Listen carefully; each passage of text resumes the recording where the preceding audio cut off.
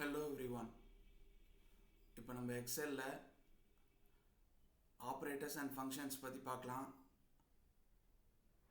அதுக்கு முன்னாடி யாராவது சப்ஸ்கிரைப் பண்ணலன்னா சப்ஸ்கிரைப் பண்ணிக்கோங்க. ஆல் நோட்டிஃபிகேஷன்ஸ் எனேபிள் பண்ணிக்கோங்க. லைக், ஷேர் அண்ட் கமெண்ட் பண்ணுங்கள். ஃபார் எக்ஸாம்பிள், இந்த டேட்டா இருக்குது. இப்போ இது ஆப்ரேட்டரை யூஸ் பண்ணி ரிசல்ட் எப்படி கொண்டு வரலான்னு பார்க்கலாம். ஈக்குவல் டு இந்த செல் ஆம்பர்சன்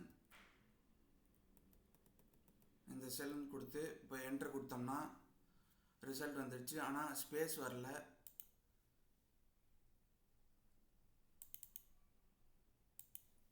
இப்போ ஸ்பேஸ் வர்றதுக்கு டபுள் கோட்ஸ் ஓப்பன் பண்ணிவிட்டு ஒரு ஸ்பேஸ் கொடுத்துட்டு மறுபடியும் டபுள் கோட்ஸ் க்ளோஸ் பண்ணிவிட்டு ஆம்பர்சன் கொடுத்துடலாம்.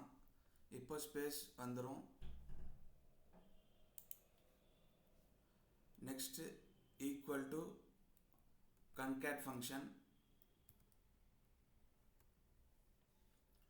text1 இது text1 C2ன்ற செல் கமா text2 கொடுத்துடலாம்.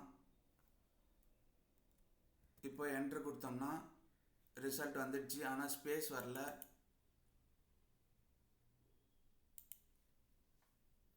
டபுள் கோட்ஸில் ஸ்பேஸ் கொடுத்துடலாம்.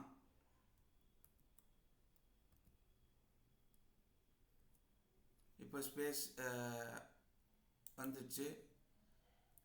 Next text join function equal to text join function.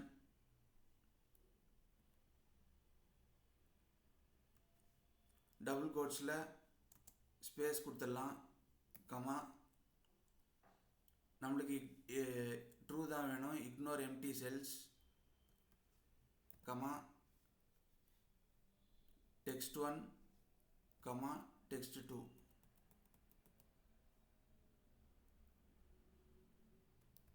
இப்போ என்டர் கொடுத்தோம்னா ரிசல்ட் வந்துடுச்சு.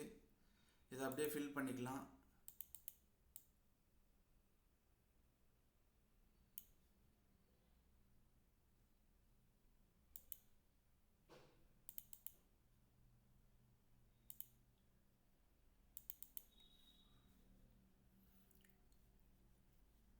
ஃபார் எக்ஸாம்பிள், இந்த ஃபார்முலா பாரில் பார்த்தீங்கன்னா இந்த நேமுக்கு பின்னாடி ஃபங்க்ஷன்ஸ் அப்ளை பண்ணியிருக்கு.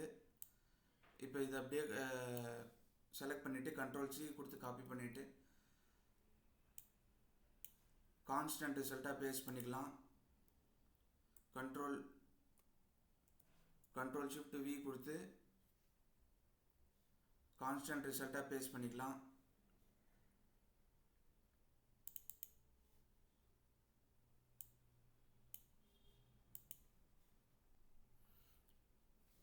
இப்போ for example equal to len function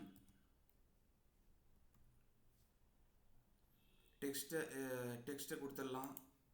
இப்போ என்டர் கொடுத்தோம்னா ரிசல்ட் 7 வருது. ஆக்சுவலாக பார்த்தா இங்கே வந்து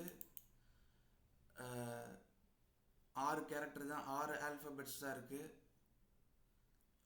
இங்கே ஸ்பேஸையும் சேர்த்து கவுண்ட் பண்ணியிருக்கு. 7. ரிசல்ட் தப்பாக வந்திருக்கு. ஃபார் எக்ஸாம்பிள் இங்கேயும் ஈக்குவல் டு லென் ஃபங்க்ஷன்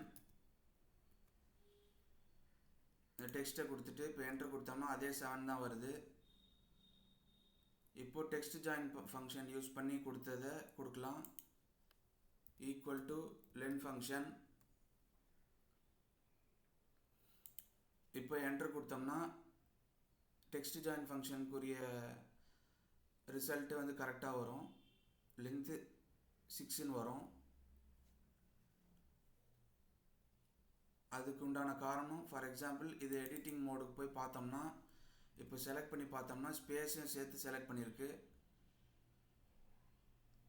அதே மாதிரி இதுலேயும் போய் பார்த்தோம்னா F2 கொடுத்து எடிட்டில் போயிட்டு இப்போ செலக்ட் பண்ணி பார்த்தோம்னா லோகேஷ்க்கு அப்புறம் ஸ்பேஸ் வந்திருக்கு.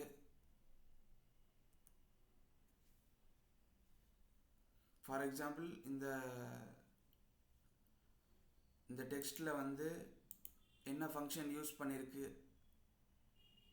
அப்படின்றத டிஸ்பிளே பண்ணி பார்க்கணுன்னா ஈக்குவல் டு ஃபார்முலா டெக்ஸ்ட்.